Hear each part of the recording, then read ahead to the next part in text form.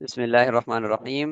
آپ سب احباب کو خوش آمدید، اور یہاں آج کا جو سیشن ہمارا اسلامی بینکنگ کے عنوان پر ہے، اور آج ہمارے ساتھ ڈاکٹر اویس نعیم صاحب کراچی سے تشریف فرما ہیں۔ میں ڈاکٹر صاحب کا مختصر تعارف آپ کے سامنے رکھوں گا، اور اس کے بعد انشاءاللہ فلور ان کے پاس ہوگا، اور پھر وہ اگلے 40 منٹ تک گفتگو فرمائیں گے۔ مجھے پتہ ہے کہ رمضان المبارک کی مصروفیات کی وجہ سے تعداد کچھ کم ہوگی، لیکن ریکارڈنگ کا سب نے مطالبہ کیا ہے اور سب نے درخواست کی ہے کہ وہ تراویح کے آگے پیچھے کہیں وہ ریکارڈنگ کو ضرور سنیں گے۔ اور چونکہ ڈاکٹر صاحب کے لیے یہ معلومات ہیں کہ یہ ہمارا علمی مشغولیت کا شعبہ ہے، جو یونیورسٹی اسٹڈیز کے طلباء اور علماء و عالمات جن کو ہم یونیورسٹیوں میں داخل کرتے ہیں، تو وہ پھر ہمارے علمی مشغولیت یعنی شعبہ انگیجمنٹ کا حصہ بن جاتے ہیں، جہاں پر ہم ان کو سارا سال ریسرچ کے عنوان پر مختلف ماہرین کے لیکچرز کرواتے ہیں۔ ان کی اپنی جو ایم فل اور پی ایچ ڈی کی ریسرچ ہے، اس کے ٹاپک سے ریلیٹڈ ماہرین کو بلاتے ہیں، ان سے ملاقاتیں کرواتے ہیں، پھر ان کے ریسرچ کے کمپٹیشنز کرواتے ہیں، اور ان کے آرٹیکلز لکھواتے ہیں، پبلش کرواتے ہیں۔ تو یہ ہماری ایکٹیویٹیز ہیں، اور اینڈ گول ہمارا یہ ہے کہ یہاں سے فارغ ہونے والے یعنی پی ایچ ڈی کرنے والے جو علماء و عالمات ہیں مدرسہ ڈاٹ پی کے کی معاونت اور رہنمائی سے، تو وہ واپس پاکستان میں بے شک کسی بھی ملک سے پی ایچ ڈی کریں، واپس پاکستان میں آئیں، اور آ کر وہ وہاں علمی اور تحقیقی اداروں کا قیام کریں، اور پھر ایک ریسرچ کی اور تحقیق کی جو فضا ہے اس کو وہ قائم کریں۔ تو ملازمت یا ڈگری تو ویسے بھی مل جانی ہے، لیکن اس سے بڑھ کر کچھ سوچیں۔ تو یہ ہمارا ایک ویژن ہے جس کے تحت یہ شعبہ علمی مشغولیت کام کر رہا ہے۔ تو اسی کے تحت آج کا ہمارا لیکچر الحمدللہ ہونے جا رہا ہے۔ ڈاکٹر اویس نعیم صاحب ہمارے ساتھ بہت شروع سے ہیں، ہمارے سینئر بھی ہیں مدرسہ ڈاٹ پی کے میں، اور یہ اس وقت سے ہمارے ساتھ ہیں جب سے مدرسہ ڈاٹ پی کے ہے، اور اسلامی معیشت کے اوپر مدرسہ ڈاٹ پی کے کی ویب سائٹ کے اوپر اور ہمارے درس نظامی والے یوٹیوب چینل کے اوپر جو دروس ہیں وہ ڈاکٹر صاحب کے ہیں۔ آپ جا کر وہاں ان سے استفادہ کیجیے گا، اور پھر اس کے بعد ظاہر ہے مصروفیات ہوتی ہیں، تو ڈاکٹر صاحب نے مدرسہ ڈاٹ پی کے کو اپنی مصروفیات کی وجہ سے یوں تو نہیں کہہ سکتے چھوڑ دیا، چونکہ قلب اور ویژن اور وہ ساری چیز آج تک جو ہے وہ الائن ہے، اور اسی کے ساتھ ہی ہم الحمدللہ جب بھی کراچی جانا ہوتا ہے وفد کا، تو ملاقاتیں اور سیشنز کے اندر شرکت اور تشریف آوری یہ جاری رہتی ہے۔ تو ڈاکٹر صاحب ایک بہترین اور بہت ہی یوں کہہ لیں کہ ورسٹائل شخصیت ہیں، اور میں اگر ان کے کام کو دیکھوں تو مختلف مختلف کمپنیز کے اندر آپ کام کر چکے ہیں، اور آپ شریعہ بورڈ کے ممبر ہیں یونائٹڈ بینک لمیٹڈ کے، اور اس طریقے سے امین اسلامک بینکنگ کے شرعی ایڈوائزر ہیں اور آڈٹ ایکسپرٹ ہیں، یوسف عادل چارٹرڈ اکاؤنٹنٹس پاکستان کے، اور اس طریقے سے آپ شرعیہ ایکسپرٹس ہیں، scholar and secretary to S B including Mufti Taqi Usmani sahib and پاک قطر تکافل گروپ۔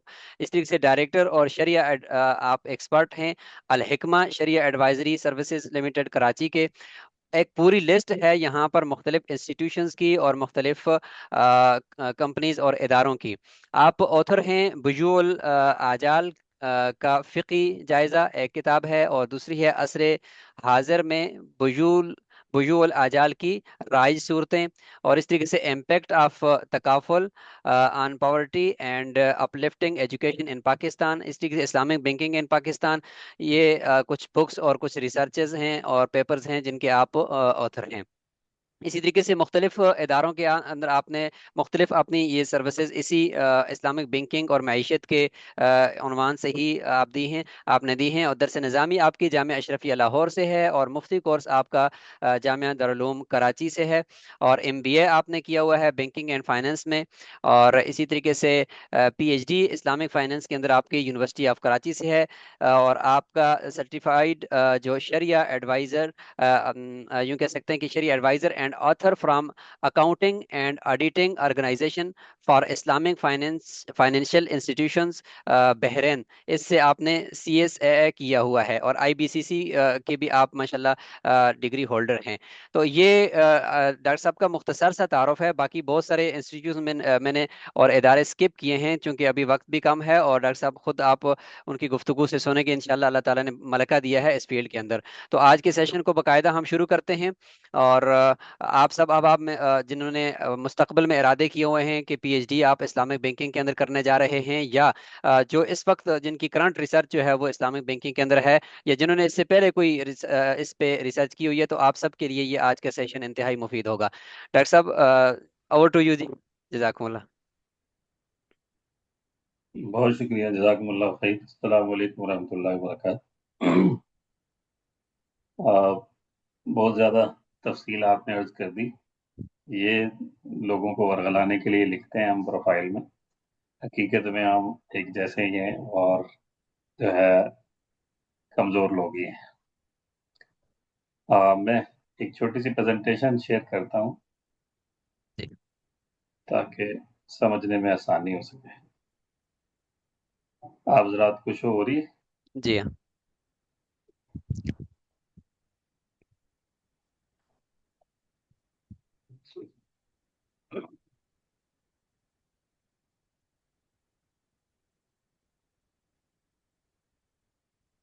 मेरे पास शो नहीं हो रही है, क्या वजह हो सकती अ, ऊपर टॉप पे देखिएगा, या साइड पे मिनिमाइज कर दें अपनी स्क्रीन को, तो फिर हमें शो होगी, लेकिन आपको भी शो होगी इंशाल्लाह। है? चलें। अच्छा, बिस्मिल्लाहिर्रहमानिर्रहीम। देखें, इस्लामिक बैंकिंग एंड फाइनेंस जो है कतन ऐसा टॉपिक नहीं है कि जो एक डेढ़ घंटे में 2 घंटे में जो है इसको सीखा जा सके, और इसके ऊपर जो है वो काफ़ी और शाफी बात हो सके। लेकिन इतना ज़रूर है कि इस दौरानिए में, इतने पीरियड में, हम इतना ज़रूर सीख सकते हैं कि इस्लामी बैंकिंग एंड फाइनेंस का सीखने का तरीका क्या है, और इसमें रिसर्च करनी है या इसमें मामलात देखने हैं तो उसका क्या एक मेथड हो सकता है। और ख़ास तौर पे आपके जो हजरात हैं या ख़वातीन हैं जो शरीक हैं या जो सुनेंगे इसको, वो रिसर्च से रिलेटेड हैं, तो मेरा ख्याल है ये मेरे पसंदीदा सामीन हैं कि जो इस फील्ड में काम करेंगे इंशाल्लाह। यूनिवर्सिटी में भी हम पढ़ाते हैं, तो मेरी कोशिश ये होती है कि जो एमएस और पीएचडी के स्टूडेंट्स होते हैं उनसे वो वाली गुफ्तगू नहीं होती जो आम प्रोफेशनल कॉर्पोरेट इंस्टीट्यूशंस में होती है, या जो आम मसलन किसी मदरसे में दरस निज़ामी के तलबा, तखस्सुस फिल इफ्ता के तलबा से होती है। तो ये जो डिस्कशन होती है ये कदर मुख्तलिफ इसलिए होती है कि ये जो तलबा होते हैं, ये इनको सिर्फ इंग्रेडिएंट्स देना होते हैं, ये उसकी चटनी उससे रेसिपी से खुद बना लेते हैं। तो इसलिए कोशिश ये होगी कि ये गुफ्तगू भी ऐसी हो कि जिससे आप हजरात को बेस बेस मिल जाए, और हम ये कोशिश करेंगे मुख्तसर वक्त में ये बेस आपको दे दे, और उसके बाद फिर आप हैं और आपका रिसर्च का जहान है। आप उस पर गौर करते रहेंगे, आप चीज़ें निकालते रहेंगे इंशाल्लाह। इस्लामिक बैंकिंग जो है, हमेशा मैं इसको इस तरह से पढ़ाता हूँ कि इस्लामिक बैंकिंग में सबसे पहले ये देख लें कि क्या काम है जो इस्लामी बैंकिंग में होते हैं। यानी कारोबार तो बहुत हैं दुनिया में, माली मामलात भी दुनिया में बहुत हैं। सारे कारोबार जो है वो सब्जी मंडी में नहीं होते, और सारे कारोबार जो हैं वो अजनास की मंडी में नहीं होते। सारे कारोबार जो हैं वो स्टील की जहाज़ों की मंडी में नहीं होते। हर मंडी का अपना एक तर्ज होता है, हर बाजार का अपना एक तरीका होता है, उसी के एतबार से वहाँ कारोबार होता है। तो बैंकिंग जो मंडी है, बैंकिंग जो इंडस्ट्री है, इसके कारोबार क्या हैं और ये क्या करता है, ये ज़रा बेसिकली बुनियादी तौर पर अगर हम समझ जाएंगे तो बहुत सारी चीज़ें जो हैं वो हल हो की तरफ को कोशिश करेंगे, इंशाल्लाह हल हो जाएंगी। अच्छा, एक बात तो ये है। दूसरी बात, जब हम ये करें कि इस्लामिक बैंकिंग की जब हम बात करते हैं, तो इस्लामिक बैंकिंग के अंदर जो है वो दो बुनियादी बातें हैं। इस्लामिक बैंकिंग में जो है वो दो बुनियादी बातें हैं। एक तो ये है कि इस्लाम, और एक है banking. Islamic finance, Islamic banking जो है एक छोटा सा शोबा है इस्लामिक फाइनेंस का। इस्लामी मईशत जो है ये बहुत बड़ा शोबा है, दीनियात से भी, इबादात से भी, अकायद से भी। इसलिए कि अकायद और इबादात अहमियत के एतबार से तो बहुत ज़्यादा होते हैं, लेकिन कमियत के एतबार से, क्वांटिटी के एतबार से बहुत थोड़े होते हैं।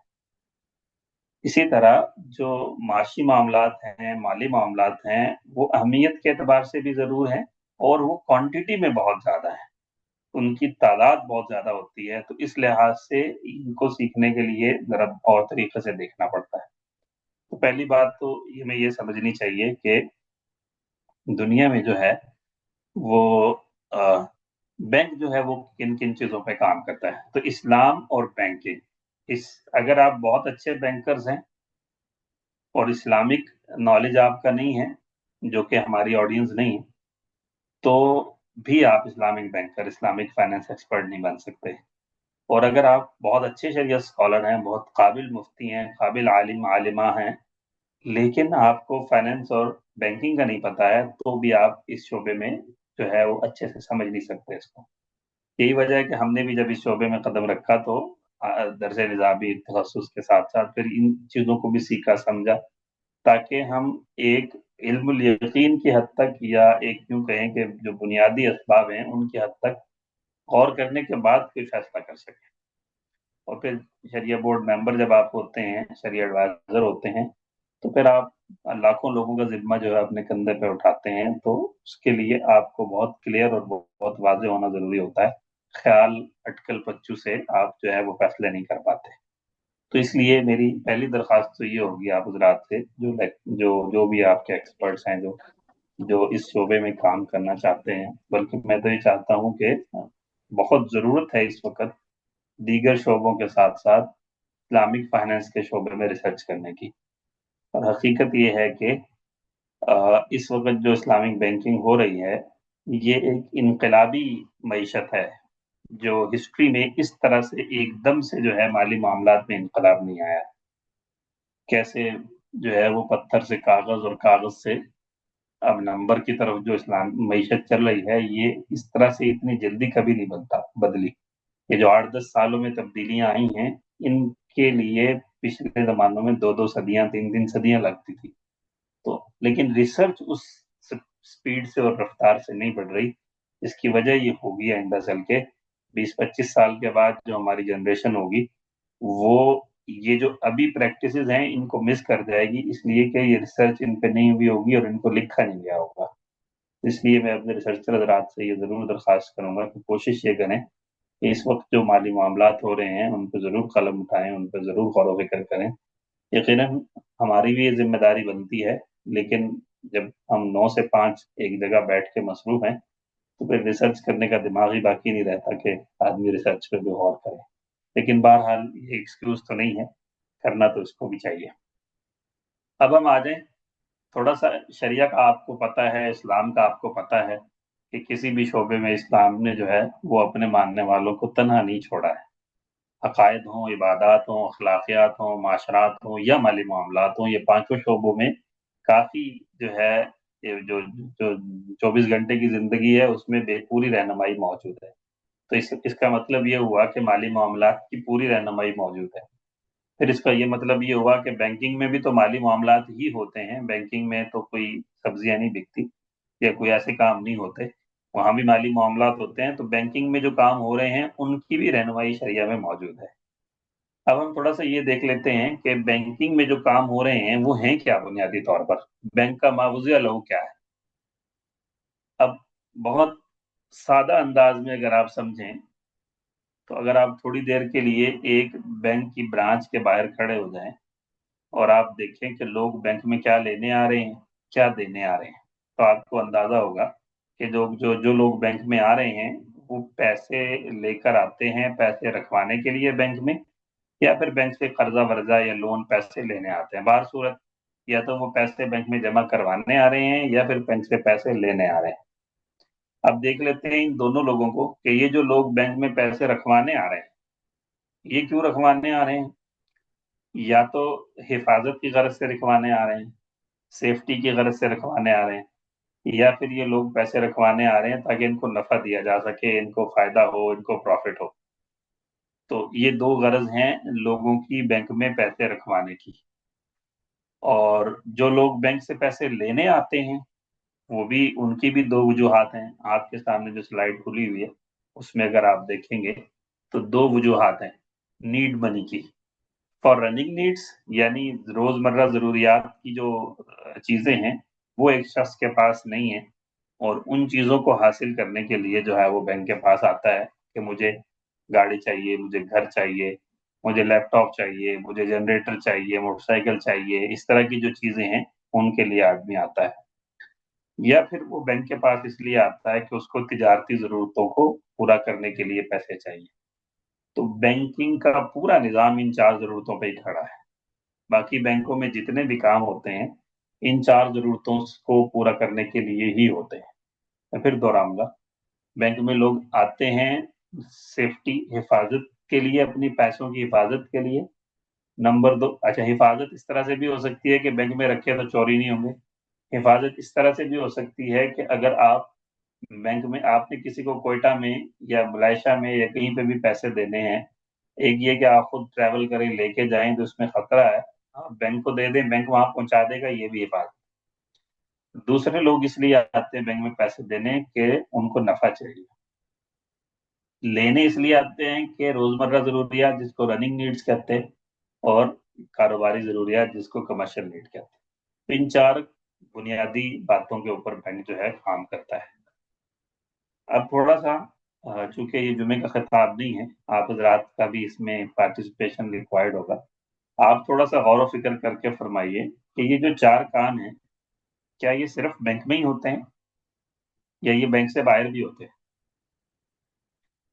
हम जितने भी लोग यहाँ जमा हैं, क्या हम ये चार काम, हमें इनकी जरूरत नहीं पड़ती? अगर पड़ती है तो क्या हम इन जरूरतों को पूरा करने के लिए बैंक ही में जाते हैं या कोई अपने तौर से भी इसका हल निकाल देते हैं? कोई इस पे बता सकते हैं? बाहर भी जी होते हैं बर हर जगह। जी, ये चूंकि इंसान की बुनियादी जरूरियात हैं तो ये हर जगह ही इनकी जरूरत होती है। अच्छा, फिर जब हम ये बात समझ गए कि भाई ये बैंक में ही खास नहीं है बल्कि बैंक से बाहर भी होते हैं, तो फिर एक और सवाल ये होता है कि क्या ये आज ही की जरूरत है या 100 साल पहले भी ये काम थे? 200 साल, 300 साल, 500 साल, 1400 साल पहले पहले, इंसान यानी खुद नबी अकरम सल्लल्लाहु अलैहि वसल्लम के जमाने में भी ये जरूरतें थी या नहीं थी? ये चार कामों के लिए लोग एक दूसरे से मिलते थे या नहीं थे? क्या ख्याल है आप जी लोगों जी पहले भी जरूरत थी।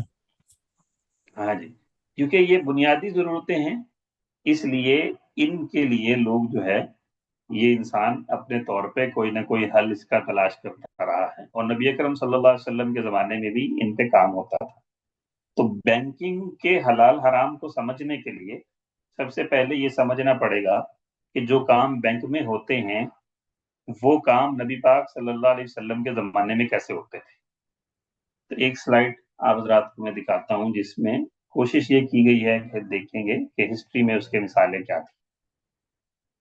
अगर आप गौर फरमाएं तो हमने चार ज़रूरियात को मद्देनजर रखा है: सिक्योरिटी ऑफ मनी यानी हिफाजत, security of money plus earning यानी नफा, रनिंग नीड्स और बिजनेस नीड्स।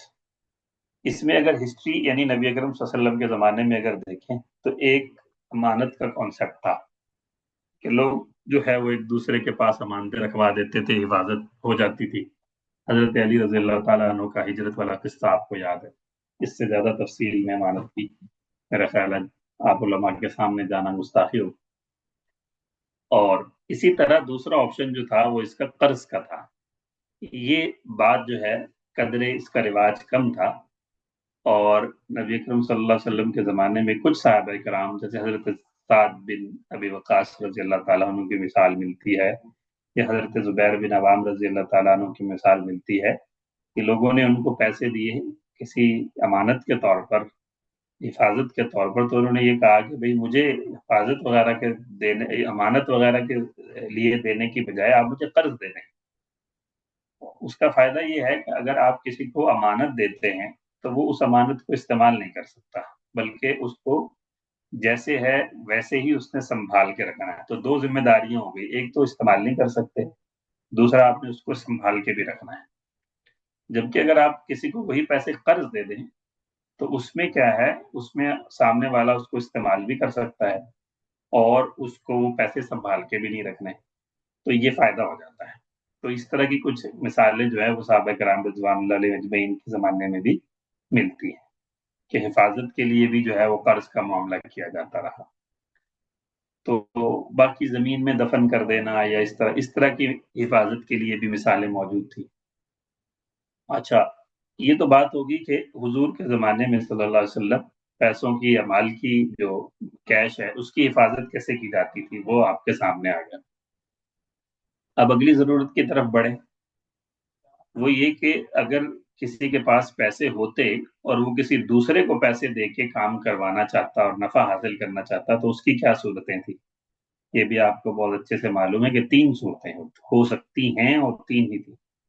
یا تو 2 لوگ جب آپس میں اس طرح کا معاملہ کر رہے ہیں اور دونوں ہی جو ہے وہ پیسے ملاتے ہیں تو اس کو شرکت کہتے ہیں. تو آپ علیہ السلام کے زمانے میں شرکت کا تفصیل آپ کو مل جاتی ہے. یا یہ کہ ایک شخص پیسے ملاتا ہے، دوسرا کام کرتا ہے، اس کو مضاربت کہتے ہیں. نبی اکرم صلی اللہ علیہ وسلم نے حضرت خدیجہ رضی اللہ تعالیٰ عنہ کے ساتھ جو سفر شام کا معاملہ کیا وہ یہی تھا. خدیجہ رضی اللہ تعالیٰ عنہ کا مال تھا اور آپ علیہ السلام کام کر رہے تھے، تو مضاربت کا معاملہ. تیسری صورت وکالہ ہے. وکیل آپ خریداری کا بھی بناتے ہیں، بیچنے کا بھی بناتے ہیں. وکیل بالشراء بھی ہوتا ہے، وکیل بالبیع بھی ہوتا ہے، اور وکیل ان دونوں کے کرنے کا وکیل بھی ہوتا ہے، جس کو آپ وکیل بالکاروبار بھی کہہ سکتے ہیں. جدید اصطلاح میں اس کو وکالت الاستثمار کہتے ہیں. استثمار اسی کو کہتے ہیں، انویسٹمنٹ کو، کاروبار کو.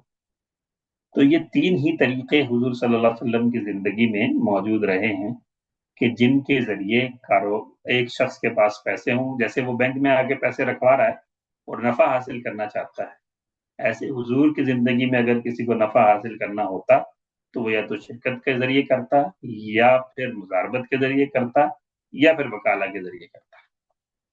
تو یہ 2 ضروریات اوپر والی ہمیں سمجھ میں آ گئی کہ کس طرح سے آپ علیہ السلام کے زمانے میں پوری ہوتی تھی.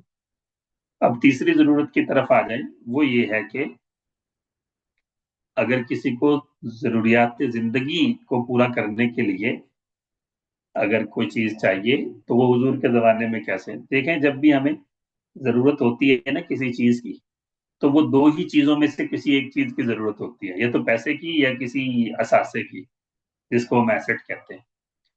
تو اگر پیسوں کی ضرورت ہے اور پھر یہ ضرورت یا تو مختصر الوقت کے لیے ہوتی ہے یا پھر لمبے مدت کے لیے ہوتی ہے. تو اگر کسی کو پیسوں کی ضرورت ہے اور مختصر وقت کے لیے ہے تو شرعی طور پر قرض کا ایک معاملہ ہے جو اس کے ذریعے کیا جاتا ہے. ہم سب کر رہے ہوتے ہیں، حضور کے زمانے میں بھی کیا جاتا تھا. دوسری صورت یہ ہے کہ اگر کسی کو مختصر وقت کے لیے چاہیے اور ایسٹ چاہیے، مثال کے طور پر آپ صبح صبح کپڑے استری کرنے گئے لگے اور استری گر کے ٹوٹ گئی اور آپ نے دفتر جانا ہے. اب صبح صبح دکان بھی کوئی نہیں کھلی ہوئی، پیسے آپ کے پاس ہیں لیکن آپ کو اس وقت ایک ایسٹ چاہیے. تو اس کا حل عاریت ہے، جو ہمارے یہاں سوشل نارمز ہیں، سوشل طریقے ہیں، ایک دوسرے سے لین دین کا رواج ہے. حضور کے زمانے میں بھی عاریت تھا. پھر اگر لانگ ٹرم اگر کسی کو چاہیے، یعنی لمبی مدت کے لیے کسی کو پیسے چاہیے کوئی کسی ضرورت کے لیے، تو یا پھر اس کو لمبی مدت کے لیے جو ہے وہ کسی کو کوئی ایسٹ چاہیے، تو ایسی صورت میں وہ کیا کرے. ایسی صورت میں پھر 2 صورتیں ہیں. یا تو کرائے پر لے لے اس ایسٹ کو، یا پھر جو ہے وہ اس کو خرید لے. لیکن خریدنے کے لیے تو پیسے نہیں ہیں تو ادھار پہ خرید لے. شرعی طور پر یہ 2 ہی طریقے ہیں.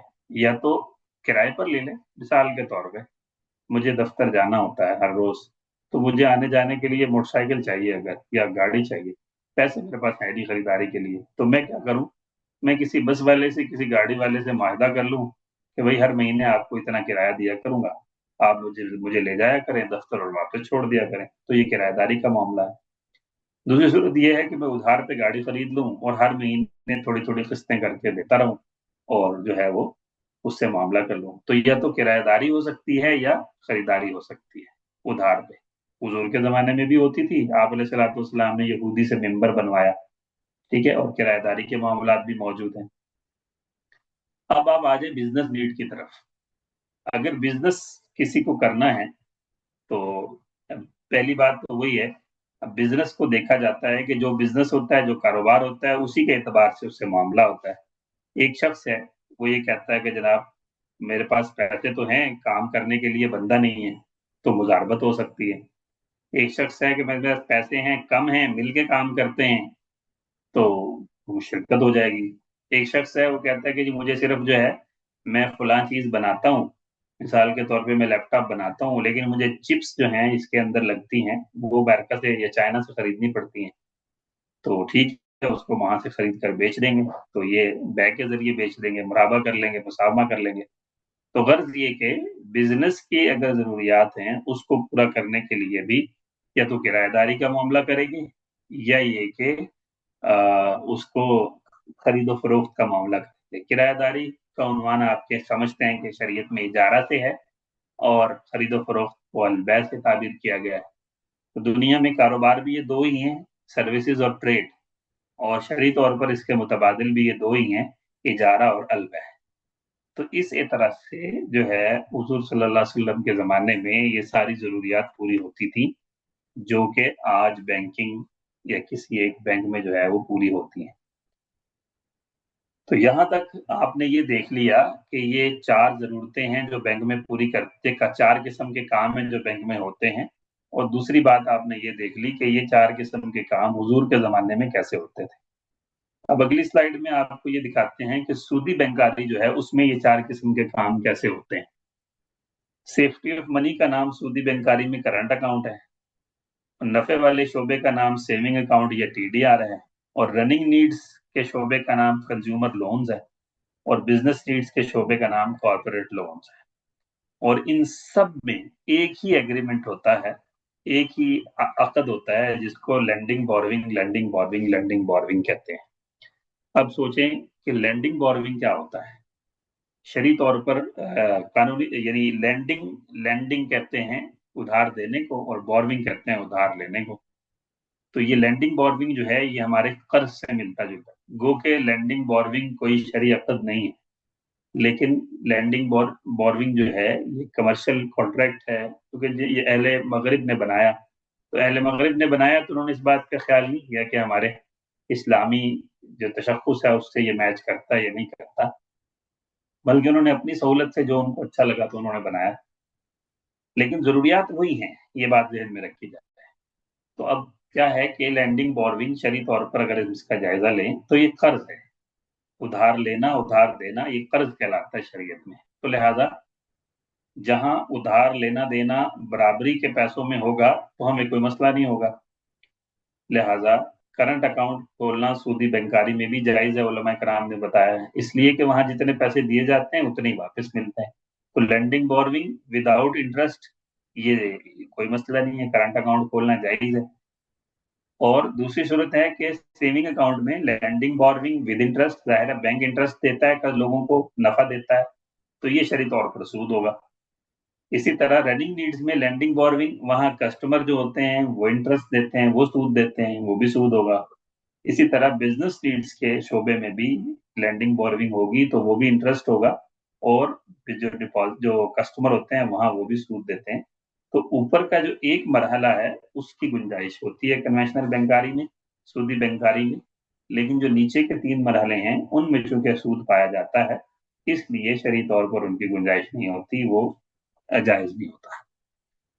اب یہاں آپ نے دیکھ لیا کہ ضروریات وہی ہیں چار جو پچھلے 1300. اچھا اب تھوڑا سا یہاں پہ اور غور فرمائیں کہ یہ جو اوپر کا ہم نے نظام پڑھا ہے, ہسٹری کی جو ایگزامپلس پڑھی ہیں, ہم انفارچونیٹ یہ ہے کہ بدقسمتی کہ ہمیں پتہ نہیں ہے کہ اس نظام نے دنیا میں کتنی خدمت کی ہے. سلطنت عثمانیہ کے زوال تک جو ہے یہی نظام دنیا میں رائج تھا. ہم مجلۃ الاحکام العدلیہ پڑھتے ہیں, وہ یہی ہے سارا. تو 1300 سال 1350 سال جو ہے اس نظام نے پوری دنیا کو چلایا ہے. اور اگر آپ غور فرمائیں تو یہی سلطنتوں کے اندر یہی نظام رائج تھا. اب یہ جو کارپوریٹ کلچر آیا ہے, یہ جو کمرشل جو بینکنگ نظام آیا ہے, اس کو 100 سال ہوئے ہوں گے دنیا میں رائج ہوئے, دنیا میں بطور قانون آئے ہوئے. تو اس 100 سالوں نے ہمیں پوری ہسٹری بلا دی ہے. اور خود ایک مسئلہ یہ بھی ہے کہ ہم نے جب سے آنکھ کھولی ہے ہم نے اسی نظام کو دیکھا ہے, تو ہمیں یہی لگتا ہے کہ اصل یہی ہے. لہٰذا اب کوئی اسلامی بینکنگ کی بات کرتا ہے تو ہمیں ایسے محسوس ہوتا ہے کہ یہ مولوی صاحب 2 نمبری کی بات کر رہے ہیں, یا ایسے ہی گھما پھرا کے بتا رہے ہیں. حالانکہ حقیقت اسلامک بینکنگ یا اسلامک فائنینس ہی تھی جو 1350 سال سے چلی آ رہی تھی، اور وہی چیزیں. لیکن درمیان میں جب ہماری آنکھ کھلی ہے تو ہم نے انگریز کے نظام میں آنکھ کھول لی ہے، یا یوں کہیں کہ اس کنوینشنل سسٹم میں آنکھ کھول لی ہے، تو ہمیں ایسا لگتا ہے کہ جیسے بینکنگ تو ہے ہی ہے. تو بینک میں اور اس بینک کے نام سے جو ہے وہ ہمیں پریشان اس لیے نہیں ہونا چاہیے. جیسے پہلے میں ہمیشہ یہ عرض کیا کرتا ہوں کہ جیسے پہلے ایسا ہوتا تھا، سبزی کہیں سے ملتی تھی، کپڑے کہیں سے ملتے تھے، اور باقی اشیاء کوئی کہیں سے ملتی تھی، کوئی کہیں سے ملتی تھی. پھر دنیا میں مال کا کانسیپٹ آ گیا، تو مال نے وہ ساری چیزیں ایک ہی چھت کے نیچے جمع کر دی. اسی طرح بینک میں پہلے قرض کا لین دین کہیں ہوتا تھا، نفع کا لین دین انڈیویجولی کہیں ہوتا تھا، ذاتی ضروریات کی چیزیں کہیں ملتی تھی، کاروباری ضروریات کے لیے معاملات کہیں ہوتے تھے. تو بینک جب آیا تو اس نے ساری چیزوں کو ایک چھت کے نیچے جمع کر دیا، ایک ہیڈ آفس بنایا، پھر ملک بھر میں اپنی برانچیں پھیلا دی، لوگ وہاں آ رہے ہیں، کنیکٹ کر کے معاملات کر رہے ہیں. اس سے زیادہ بینکنگ سٹرکچر کا کوئی رول نہیں ہے. اس لیے ہمیں یہ جو ایک کانسیپٹ ہے کہ اسلام اور بینک جمع نہیں ہو سکتے، اس پہ غور کرنا چاہیے. اس کا ایسا کوئی تناظر نہیں ہے. بہرحال ہم نے یہ بات یہاں تک یہ دیکھی کہ کنونشنل بینکنگ نے آ کے یہ کیا کہ جو ہمارے ہسٹری کے کانٹریکٹس تھے ان کو عمل نہیں کیا، ان کو ختم کر دیا اور اپنے نیا قانون بنایا. اچھا، یہ ہو رہا ہے 1925 کے آس پاس. اب 1925 سے دوبارہ 1970 میں پھر پوری جوبن سے جو ہے وہ اسلامی بینکنگ دنیا میں آ گئی. تو یہ 50-60 سال ہے جو کنونشنل بینکنگ کی عمر ہے. اب اگر آپ غور سے دیکھیں اسلامک بینکنگ نے کیا کیا ہے آگے. اسلامک بینکنگ نے کوئی تیر نہیں مارا بھائی، کوئی نئی شریعت ایجاد نہیں کی، کوئی نیا کام ایسا نہیں کیا جو ہسٹری میں نہ ہوا ہو. وہی اگزامپل ہے جو ہم نے نبی اکرم صلی اللہ علیہ وسلم کے زمانے میں آپ کے سامنے رکھی ہیں. اگر آپ دیکھیں کرنٹ اکاؤنٹ کا نام کرنٹ اکاؤنٹ رکھا ہے، آپ اس کا نام عبد الحکیم رکھ لیں، رشیدہ بیگم رکھ لیں، اس سے کوئی فرق نہیں پڑے گا. اصل بات یہ ہے لا مشاہۃ فی الاصطلاح، اس سے کوئی فرق نہیں پڑتا. ایک یہ عقد جو ہے وہ درست ہونا چاہیے. تو اگر آپ عقد دیکھیں تو کرنٹ اکاؤنٹ قرض کا ایک عقد استعمال ہوا ہے ہسٹری میں. یہ یہاں پہ آپ کے سامنے آج کے زمانے میں کرنٹ اکاؤنٹ کی بنیاد قرض اکاؤنٹ پہ ہوتی ہے. Saving account T D R میں وہی مداربہ، وکالہ، مشارکہ میں سے مداربہ کی بنیاد پر ہوتے ہیں. کنزیومر فائنینس جو ہے وہ مشارکہ، اجارہ اور ڈیمنیشنگ مشارکہ، یہ شرکت اور اجارہ کی بنیاد پر ہوتے ہیں. اور کارپوریٹ فائنینس میں مشارکہ، اجارہ، مرابہ، استثناء، سلم، جو ہسٹری کی ایگزامپلس تھی انہی کے اوپر جو ہے وہ سارا نظام چلتا ہے. تو یہ ایک چھوٹا سا تناظر میں چاہتا تھا کہ آپ کے سامنے آ جائے کہ کیا کام بنیادی طور پر بینک میں ہوتے ہیں. الحمدللہ آپ نے وہ دیکھ لیے، میں اس کو دوہرا بھی دیتا ہوں. یا تو حفاظت پیسے کی، یا اس پہ نفع، یا پھر کاروباری ضروریات، یا پھر ذاتی ضروریات. تاریخ میں بھی ان کی مثالیں آپ کے سامنے ہیں، جو نبی اکرم صلی اللہ علیہ وسلم کے زمانے سے چلی آ رہی ہیں وہ بھی سامنے ہیں. پھر کارپوریٹ کلچر نے آ کے ان کا کیا آلٹرنیٹ دیا وہ بھی آپ کے سامنے ہیں. اور پھر آج کی جو جدید اسلامک بینک آ رہی ہے وہ کیا کر رہی ہے، وہ ان کو بیک ٹو دا اوریجن لے کے جا رہی ہے، صرف نئے قول کے ساتھ اور نئی اپلیکیشن کے ساتھ. اس لیے جو ہے اس کو ہمیں سمجھنے کی ضرورت ہے. اب یہاں پہ جو ہمارے ریسرچر آپ حضرات ہیں ان سے کچھ میری ریکویسٹ ہیں، اس کے بعد آپ کے سوالات انشاءاللہ میں لے لیتا ہوں. ایک تو یہ ہے کہ دیکھیں یہ جو میتھڈز جتنے بھی ہیں، یہ جتنے بھی یہاں میتھڈز لکھے ہوئے ہیں، بلا شبہ ان کے اوپر بیشتر ریسرچز ہو چکی ہیں. اور آیوفی ایک ادارہ ہے بحرین میں، المعایر الشریعہ جو ہیں وہ بڑے دنیا بھر کے شریعہ اسکالرز جو ہیں ان کے اوپر ریسرچ کرنے کے بعد ایک معیار بناتے ہیں، اور وہ انہی کے معیارات کی بنیاد پر ہی جو ہے اسلامی بینکنگ دنیا بھر میں چل رہی ہے. اور اس لحاظ سے جو اصولی باتیں ہیں ان پہ تو بہت زیادہ ریسرچ کرنے کی شاید ضرورت نہیں ہے. تاہم اگر کسی کو ذہنی طور پر اتفاق نہ ہو یا ذہنی طور پر اس کا ابھی انتخاب نہ ہو تو وہ اپنے طور پہ ریسرچ کر سکتا ہے. لیکن جو اصولی باتوں کے تحت جو پریکٹسز ہیں، تطبیقات ہیں، वो किस हद तक उसूली बातों से मुत्तफिक हैं, यानी उसूली बातों पे कितना अमल हो रहा है, किस हद तक हो रहा है, जहां नहीं हो रहा क्यों नहीं हो रहा, क्या मुश्किलात हैं। लाजमी सी बात है, एक शख्स नमाज ना पढ़ता हो, उसको नमाज पढ़ने का आदी बनाया जाए तो इसमें महीनों लगते हैं, और उसका दिल मुतमिन हो जाए, उसके कपड़े ठीक रहने लगे, वो पाकीज़ा और साफ सुथरा रहने लगे, इसमें वक्त लगता है। इसी तरह एक बैंकिंग कन्वेंशनल सूदी सिस्टम है, उसको नमाज पढ़ाई जाए, उसके कपड़े साफ रखवाए जाएं, उसके सारे मामलात किए जाएं, ये इसमें भी वक्त लगता है। 20-22 साल तो हो गए हैं इसको चलते चलते। लेकिन फिर भी किसी इंडिपेंडेंट शख्स का ये देखना बड़ा जरूरी है कि हम तो यहाँ बैठे हुए हैं, हमारे लिहाज से तो चीजें बेहतर चल रही होती हैं, लेकिन बाहर से कोई शख्स आके देखे कि यार ये उसूली बातें हैं और कितना जो है इसके अंदर जो है इत्तेफाक मौजूद है, कितना नहीं है। अगरचे एक्सटर्नल शरिया ऑडिटर, स्टेट बैंक इंस्पेक्शन, बहुत सारी चीजें अलग हैं, लेकिन एजुकेशनिस्ट जो होते हैं, रिसर्चर जो होते हैं, उनकी नज़र अलग होती है, उनकी नज़र तामीर और तरक्की वाली होती है। तो इसलिए ये रिसर्चर अगर इस नोयत को पकड़ेंगे, इसका बीड़ा उठाएंगे, तो इंशाल्लाह इसमें मजीद बेहतरी आएगी। तो आप हजरात के कुछ सवालात हैं, मेरी गुफ्तगू यहीं तक थी, तो फिर इंशाल्लाह मैं उनके जवाब अर्ज करता हूँ। जज़ाकुमुल्लाह खैर डॉक्टर साहब, बहुत ही बुनियाद से आपने इतना आसान करके समझा दिया कि मज़ा आ गया। गुफ्तगू को पूरी एक तरतीब से रखा गया, जिससे यह है कि चीज़ें बहुत हद तक क्लियर रहीं। अभी यहाँ पे सवालात लेते हैं, चूँकि यहाँ मलेशिया में भी इफ्तारी का टाइम करीब है, तो आप भी अपनी अपनी तैयारियां करेंगे, तो सवालात जो है ना, हम इंशाल्लाह कोशिश करेंगे कि आपके यहाँ 4 बजे तक ही, बस हम 10 मिनट तक ही रखेंगे, और उसके बाद इंशाल्लाह ये सेशन मुकम्मल हो जाएगा जी। आप हैंड रेज करें, और साथ अगर कोई चैट बॉक्स में लिख रहा है तो वो भी लिखें जी। स्लाइडें मिल जाएंगी या नहीं मिल जाएंगी, डॉक्टर साहब से इंशाल्लाह बात कर लेंगे। तो जी जी, मिल जाएगी स्लाइड्स आप हजरात के लिए ही। बहुत शुक्रिया। स्लाइड्स भी इंशाल्लाह आपको बस ये ग्रुप के थोड़ा अंदर सा दे इस दी पे जाएगी जरा बैंक बैंक की चीजें होती हैं, जी। तो मैं किसी बच्चे को बोलता हूँ, जरा इसको नीट एंड क्लीन कर देगा, फिर आपको भिजवा दें। इंशाल्लाह इंशाल्लाह, बहुत शुक्रिया जी। तसद्दुक साहब, आप अपना सवाल रखिए मुख्तसर।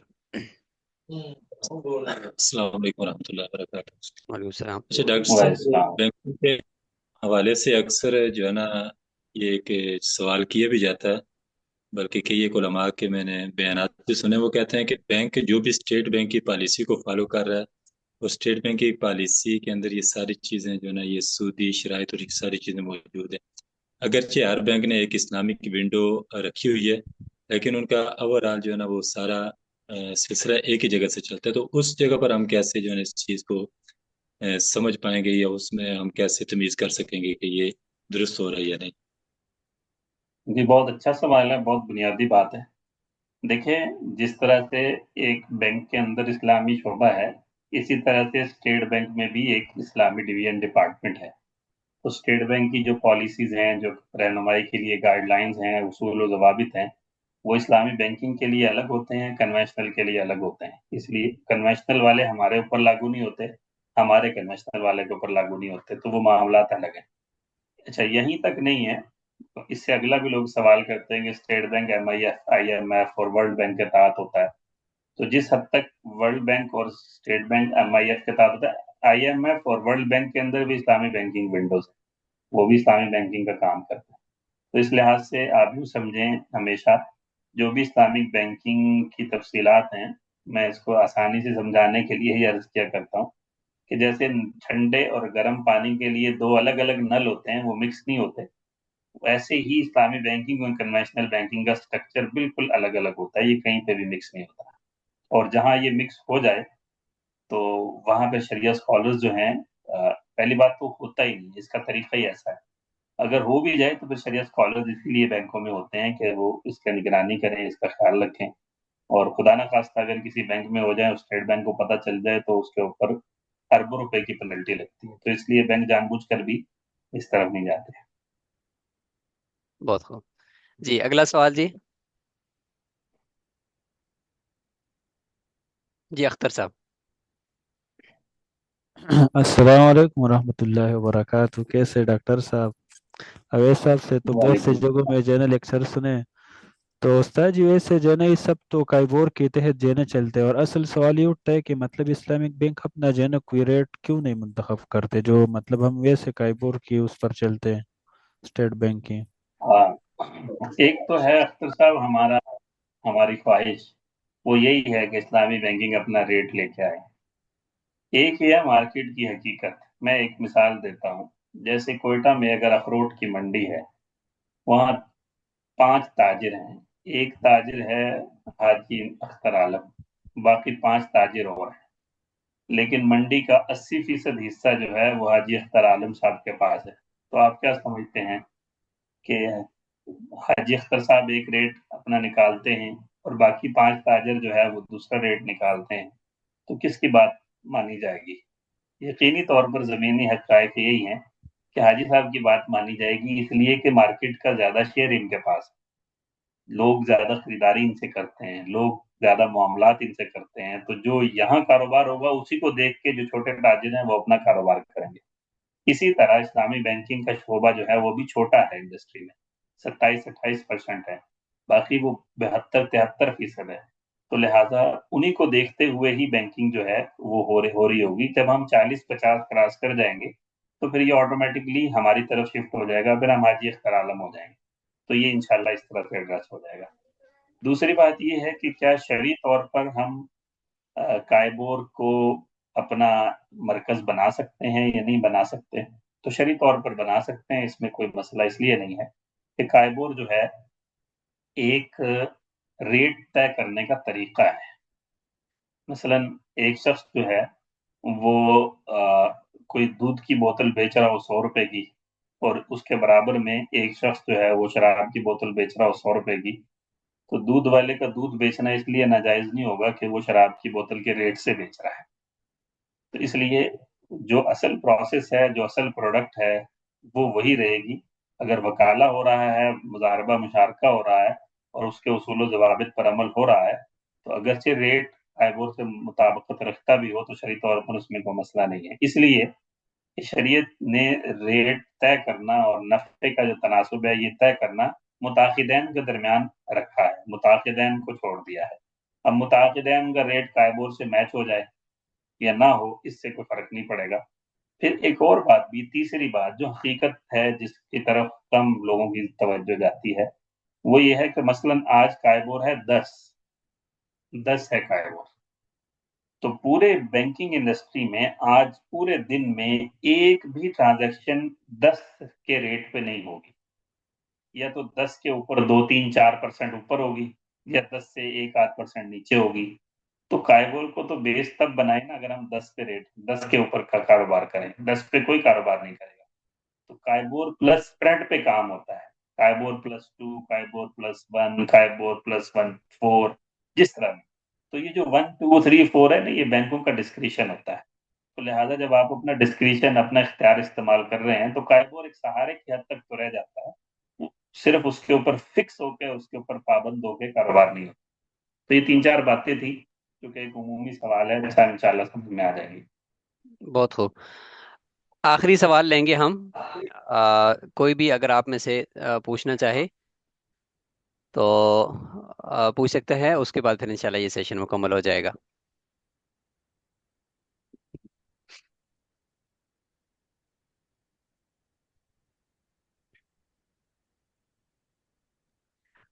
अब आप अच्छा अपनी सर, मैं ये हाजिरी एक जो है सवाल। वो चैट बॉक्स के अंदर लिंक दिया गया है, उससे अपनी हाजिरी लगा दें ताकि आपको ई सर्टिफिकेट जो है ना वो जारी किया जा सके। जी। एक सवाल ये है कि मिसाल के तौर पर मसलन मीज़ान बैंक को ज़्यादा जो है ना समझा जाता है इस्लामी बैंक, या इसको ज़्यादा लोग फॉलो कर रहे हैं। तो इसमें भी बाज़ औक़ात ये होता है कि वो शरह कभी एक बार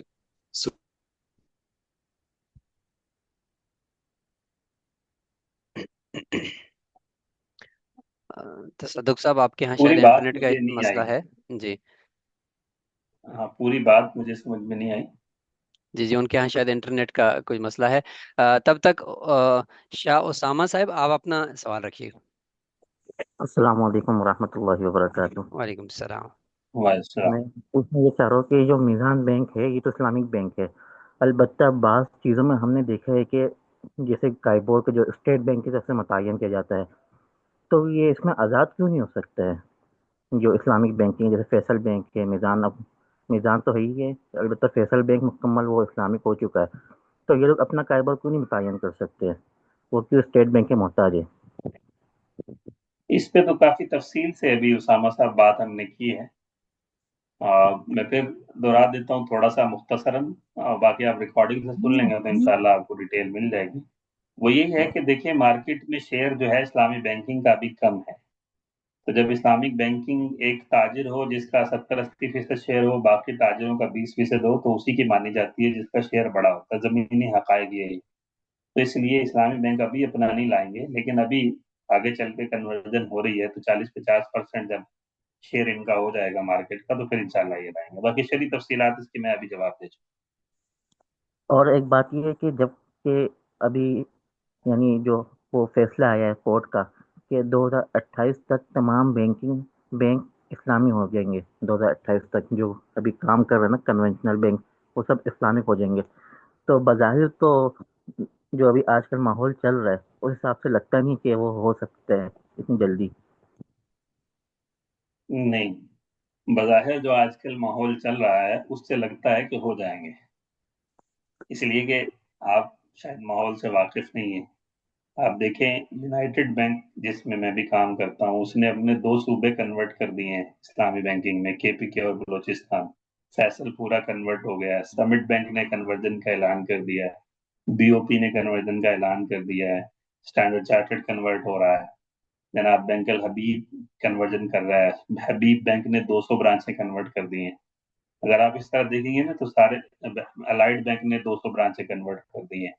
तो ये एक साल में इतना कुछ हो गया है, तो ये तो माहौल इस तरफ ही है कि इंशाल्लाह कन्वर्जन हो जाएगी।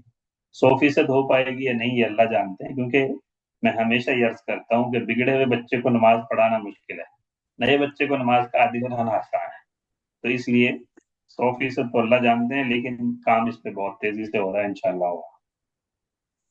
हाँ, जी ठीक है, जजाक। जो हमें शॉर्टफॉल नजर आया है वो ये है कि उलमा कराम इसके लिए तैयार नहीं है। न दारुल इफ्ता में तैयार हैं इसके लिए, न मदरसे में हिदाया सालिस पढ़ाने के लिए तैयार हैं इसके लिए, कि जो इस तनाजुर को पढ़ाएं कि भाई बैंकिंग हिदाया सालिस में मौजूदा मामलात पढ़ाएं, ना खुतबा जुमा में लोगों को मामलात सिखाने के लिए तैयार है। तो ये एक बड़ा अहम मसला है, जिस पे मैं मदरसा.पी के हजरात से रिक्वेस्ट करता हूँ कि इसके ऊपर भी कोई, हमारे बहुत मुख्तलिफ प्रोग्राम्स हैं, तो इसको भी कहीं एड्रेस करें कि जो लोगों की रहनुमाई है इस किस तरह बेहतर हो सकती है। बहुत शुक्रिया डॉक्टर साहब। अच्छा, एक सवाल चैट बॉक्स में है कि एक आदमी महीने के शुरू में पैसे रखता है मुनाफा के लिए और दूसरा शख्स रखता है 10 तारीख को, तो महीने के आखिर में दोनों को मुनाफा मिलता है बराबर। तो ऐसा कैसे दुरुस्त हो सकता है कि एक मुनाफा से दूसरे बराबर को नहीं हिस्सा? मिलता। जी। बराबर नहीं मिलता। अगर आप बैंकों में हिसाब होता है दिनों के एतबार से। जी। यानी आज यूबीएल, जैसे मैं यूबीएल में हूँ, तो यूबीएल में आज तकरीबन हमारे को 70-80 लाख कस्टमर हैं। तो 70-80 लाख लोगों ने किसने कितने पैसे आज के दिन में यूबीएल में रखे हुए हैं, वो सब हम बता सकते हैं। पूरा निजाम होता है इसका। उसी की बुनियाद पर फिर जो है वो नफा मिलता है।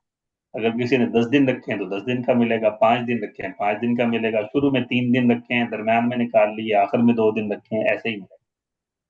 ऐसा नहीं सही। हो सकता कि किसी ने 5 दिन रखे, किसी ने 10 दिन रखे हैं। ये तो हो सकता है कि एक शख्स ने 1 लाख रुपए पूरा महीना रखा और एक शख्स ने 2 लाख रुपए 15 दिन रखे, उनको बराबर मिले।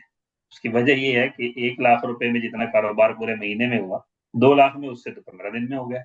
हम्म, वो ज्यादा है, इसलिए उसमें ये तो हो सकता है, लेकिन ऐसे नहीं हो सकता कि 1 लाख किसी ने 10 दिन रखे, किसी ने 15 दिन रखे, बराबर मिले। बहुत खूब।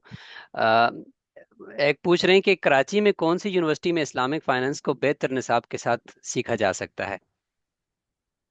अब तो कराची में बहुत सारी यूनिवर्सिटीज हैं। अगर एमएस करना चाहते हैं तो आईबीए है, अच्छा एमएस आईबीएफ करवाते हैं, लेकिन महंगा बहुत है।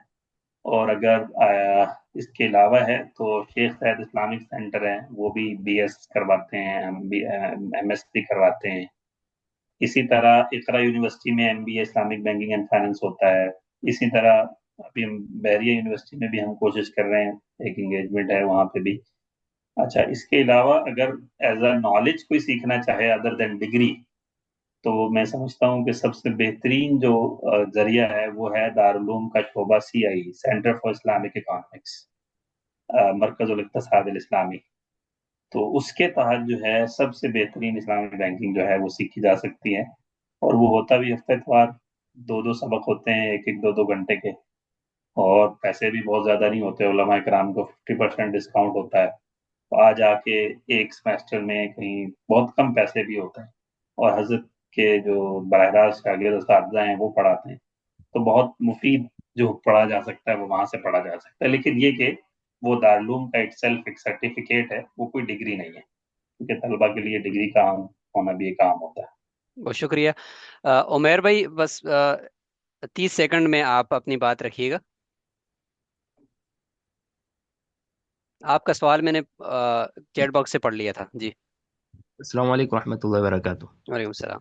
وعلیکم السلام۔ ڈاکٹر صاحب، یہ میں نے وہ سوال کیا تھا، مفتی صاحب نے اس کا وہ آپ کے سامنے رکھا، لیکن اس میں یہ ایک ایڈ کرنا چاہتا ہوں کہ آپ نے جس طرح فرمایا کہ 1 لاکھ اور 2 لاکھ کا جو مثال دی ہے، مثال کے طور پر بندے نے پیسے رکھے مہینے کے ابتدا میں 1 لاکھ روپے، اور دوسرے بندے نے صحیح ہے۔ مہینے کے درمیان میں 2 لاکھ روپے، لیکن منافع جو ہوا وہ پہلے 10 دنوں میں ہوا، درمیان میں منافع نہیں ہوا، تو آخر میں جب اس کو تقسیم کیا جاتا ہے اس کو پھر کس طرح تقسیم کیا جائے گا؟ نہیں، دیکھیں، ایسا نہیں ہوتا کہ پہلے 10 دنوں میں پیسے ہم نے لے کے ایک جگہ پہ لگا دیے اور اس میں 10 دن، ہمارے ہاں کاروبار بھی ہر روز بدلتا ہے۔ آج مثلا بینک میں لوگ کاروبار میں پیسے لینے آئے، فائنینسنگ لینے آئے، 50 گاڑیاں آج ہم نے لوگوں کو دے دی، تو آج جنہوں نے پیسے ہمیں دیے، ان پیسوں سے ہم نے بینک نے گاڑیاں دے دی۔ کل جو ہے گورنمنٹ نے ہم سے پیسے لے لیے اسلامک طریقے سے، بانڈز سکوک میں، سکوک کے ریٹ اچھے ہوتے ہیں، تو کل جو پیسے دینے کے لیے آئے ان کے پیسے ہم نے وہاں لگا دیے۔ تو ایسا نہیں ہوتا کہ پہلے 10 دنوں میں نفع آیا بعد میں نہیں آیا، بلکہ پورا مہینہ جو ہے وہ یہ چیز چلتی رہتی ہے، اور جس دن جو بھی نفع آیا ہوا ہوتا ہے وہ ریکارڈ ہو جاتا ہے، جس دن جو نقصان ہوتا ہے وہ نقصان ریکارڈ ہو جاتا ہے۔ مہینے کے آخر میں نقصان تو بہت نومینل ہوتا ہے، اس لیے کہ ایک جگہ کاروبار نہیں ہو رہا ہوتا، 20 سینکڑوں جگہ جو ہے وہ پیسے انویسٹ ہوئے ہوئے ہوتے ہیں، تو سارے انڈے ایک ہی ٹوکری میں نہیں رکھے جاتے، تو اگر کہیں ایک آدھ سے نقصان آ جاتا ہے تو باقی جگہوں سے آنے والا پیسہ وہ نفع اس کو فل کر دیتا ہے، تو پھر نقصان قابل برداشت ہو جاتا ہے۔ تو اس لحاظ سے پورے مہینے کا وہ بنتا ہے، اس کو پول مینجمنٹ کہتے ہیں، یہ ایک الگ سائنس ہے، کبھی موقع ہوگا تو انشاءاللہ پھر اس پہ بھی تفصیلی گفتگو کریں گے۔ انشاءاللہ۔ سب احباب کا بہت بہت شکریہ کہ آپ نے سوالات جوابات کے اندر بھی پارٹیسپیٹ کیا اور شروع سے اب تک موجود تھے، اور انشاءاللہ جن جن احباب نے شرکت نہیں کی وہ ریکارڈنگ سن کر گروپ کے اندر ہی اپنے تاثرات دیں گے۔ یہ ہمارا صرف ایک سیشن نہیں ہے، اس سے پہلے ہم نے مفتی ابراہیم عیسیٰ صاحب کا بھی ایک سیشن کروایا تھا جو بالکل بیسک ہی تھا، اور آج بھی کافی بنیادی چیزوں کو ہی ڈاکٹر صاحب نے ہائی لائٹ کیا ہے، لیکن جو انہوں نے ایک درد دل رکھا ہے وہ یہ ہے کہ علماء کرام اس طرف نہیں آ رہے۔ آ، اس وقت ملیشیا کے اندر پورا ایک ماحول ہے یونیورسٹیز کے اندر، اور آپ کو پتہ ہے کہ ملیشیا کے اندر سارا اسلامک بینکنگ سسٹم ہے، تو اس طرح سے ہم پاکستان کے اندر جو ایکسپیکٹ کر رہے ہیں اگلے چند سالوں میں، تو اس کے لیے ایسا نہ ہو کہ اعلان تو ہو جائے اور ماحول بن رہا ہے جیسے ڈاکٹر صاحب فرما رہے ہیں، لیکن ان سیٹوں پہ یا ان جگہوں پر علماء پہنچنے کے قابل نہ ہوں، یا ان کے پاس اتنی کیپیسٹی نہ ہو، نہ ان کے پاس صلاحیتیں ہوں کہ وہ وہاں تک پہنچ سکیں، تو آپ لوگ ہی آئیں۔ میں یہاں آپ کو میں تھوڑا سا روکنا چاہتا ہوں، ایک اس درد دل کو مزید کھول کر دکھانے کے لیے۔ جی مجھے اپنے بینک میں 6-7 علماء کرام کو رکھنا تھا، جی۔ کتنے مجھے انٹرویو کرنے پڑے ہوں گے اس کے لیے آپ کے خیال سے؟ حالانکہ ہونا تو یہ چاہیے کہ جنہوں نے جوائن کیا ہوگا تو چند ایک کے اندر ہی آپ کا کام ہو جانا چاہیے۔ 450 مجھے CVs موصول ہوئے تھے، جن میں سے میں 7 لوگ منتخب کر سکا، ہاں۔ سب علماء کرام۔ تو ہوں۔ چونکہ اچھا ایک اور چیز ہے، وہ یہ ہے کہ علماء کرام کو بینکنگ کا نالج ہونا نہ ہونا یہ ایک بڑی بات ہے۔ ہمارا اپنا جو اسلامک نالج ہے، جو شریعہ جو درس نظامی ہے، وہ بھی بڑا کمزور ہو گیا ہے۔ ہوں۔ ہمارا بھی ہوگا کمزور، لیکن اب بہت ہی کمزور ہو گیا۔ خیر، یہ ایک بالکل۔ بات ہے۔ اور تو इसको सीखना चाहिए। یقیناً اس کو سیکھنا چاہیے۔ اور یہ جو دارالعلوم کراچی کا جو کورس ہے، یہ یہاں ملیشیا سے میرے ساتھی الحمدللہ اس کو جوائن کیے ہوئے ہیں۔ مولانا عبد المجید ہیں یہاں پہ، آج موجود نہیں ہیں، ضیاء الدین ہیں جس کو وہ کر رہے ہیں ساتھ ساتھ، یہاں سے پی ایچ ڈی چل رہی ہے، اور ساتھ وہ ویکینڈ پہ وہ کلاسز بھی لے رہے ہیں۔ اور میں نے خود اس مرتبہ جوائن کرنا تھا، لیکن میرا تھیسس چل رہا ہے، تو میں چاہ رہا ہوں کہ تھیسس کے بعد میں لازمی طور پر خود بھی اس کو جوائن کروں گا، اگرچہ ڈگری ہو یا نہ ہو، لیکن بندہ اس کام کو اچھے طریقے سے سمجھ لے۔ جو ہم سطحی طور پر چیزوں کو سمجھتے ہیں نا، تو ذلو فازلو کے اندر ہم چلے جائیں گے، تو اس لیے ہمیں گہرائی سے اس کو سمجھنا ہے۔ اور جو جا کر اس پہ ریسرچ کرنا چاہتے ہیں، تو آپ لوگ تو ابھی ایم فل میں ہو، ایم فل کی فوری بعد آپ اپنے پی ایچ ڈی کا یہ عنوان رکھ سکتے ہو۔ اس وقت کی یہ انتہائی اہم ضرورت ہے۔ اللہ تعالی ہم سب کے نیک ارادوں کو قبول فرمائے، ہماری ریسرچ کو قبول فرمائے۔ انشاءاللہ اس طرح کے سیشنز، اور ہم ڈاکٹر صاحب کو پھر بھی زحمت دیں گے جب آپ لوگوں کی طرف سے فرمائش ہوگی زیادہ، جیسے آپ لوگوں نے خود بتایا تھا، تو یہ سیشن رکھا گیا ہے۔ انشاءاللہ ہم آگے چل کر بھی اس کو اس طرح کے مزید سیشنز رکھیں گے، یا کسی اسی میں سے رہتے ہوئے ہم کسی ایک سب ٹاپک کے اوپر بھی رکھیں گے۔ ڈاکٹر صاحب آپ کا بھی بہت شکریہ، جزاکم اللہ خیرہ۔ انشاءاللہ ملتے ہیں ہم اگلے سیشن میں۔ السلام علیکم ورحمۃ اللہ وبرکاتہ۔ وعلیکم السلام वालेकुम। ورحمۃ اللہ وبرکاتہ۔